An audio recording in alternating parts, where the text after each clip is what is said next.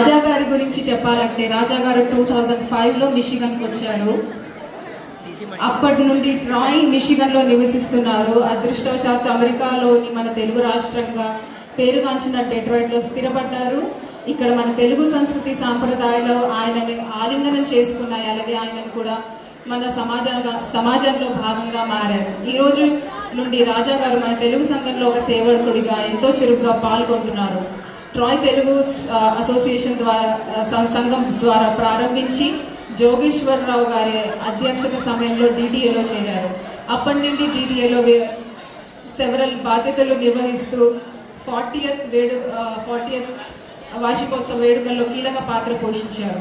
ఇంతేకాకుండా రాజా గారు మన దేవాలయాల్లో కూడా సేవా కార్యక్రమాల్లో చురుగ్గా పాల్గొంటుంటారు.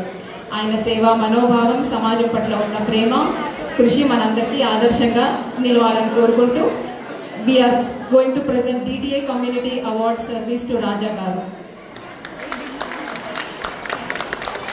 We would like to have you some words for us అండి.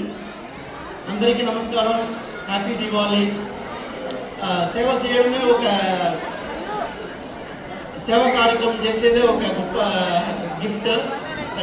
Thanks DTA. మొట్టమొదటిగా DTA అధ్యక్షురాలు సుబ్రత గారికి, కార్యవర్గం అందరికీ నా కృతజ్ఞతలు. జోగేశ్వరరావు గారి వారి నుంచి 2011 నుంచి DTAలో ప్రయాణం మొదలైంది.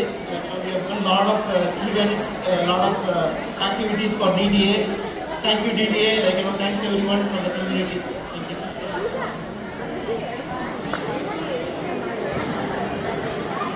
Thank you Raja garu. Next మన